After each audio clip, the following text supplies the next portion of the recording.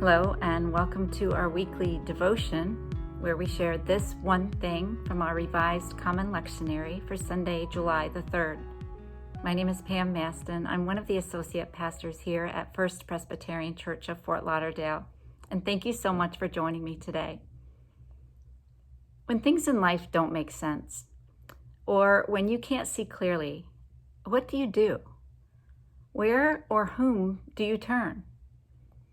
These questions remind me of the words from a beautiful hymn, but first, the story behind it. In 1871, a fire swept through Chicago, leaving 300 people dead and 100,000 people homeless. Horatio Spafford, who had invested a lot of money in Chicago real estate, lost much to the fire, including a son. After a couple of years of trying to get back on their feet, his family decided to sail to Europe. At the last minute, Spafford was held back by work, and he sent his family ahead. He planned on meeting them on the other side of the Atlantic Ocean.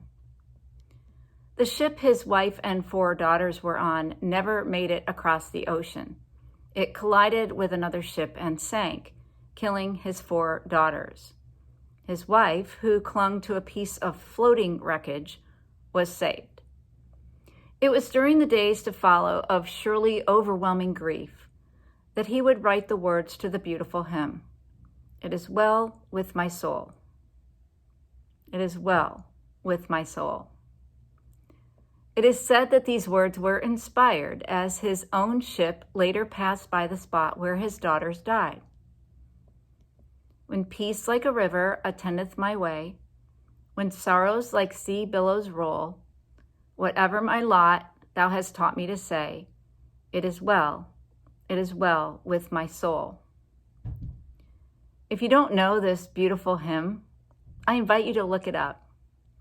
It's a wonderful hymn of faith and hope, and it begins with a line, "When peace like a river," which is based on our text for today. Although this text from Isaiah 66 is brief, it does offer a message of hope when the world becomes overwhelming, or when tragedy hits, or when things in life seem swirly with illness and pain and suffering and even death. How do we respond when things fall apart? Like Spafford's hymn, Isaiah's text insists that God's people can move from grief to joy.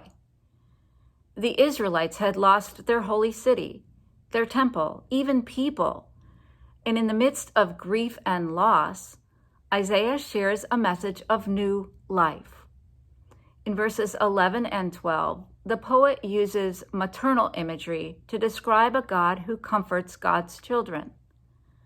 Friends, this one thing for today is that God cares about our suffering and our grief. God is merciful and compassionate. God will never leave us nor forsake us. And God is faithful. We can place our hope in God, and it will be okay. The ancient traumatized Israelites placed their hope in God, who was their source of comfort and peace. I wonder if anyone can relate to being overwhelmed. Or perhaps you are dealing with grief, loss, illness, suffering, anxiety, depression, addiction, uncertainty, struggling with lack of purpose, or whatever you are going through right now. How do you and I respond to the things of life that are beyond our control, when things don't go as planned or when the unthinkable happens? Friends, how we respond is a choice.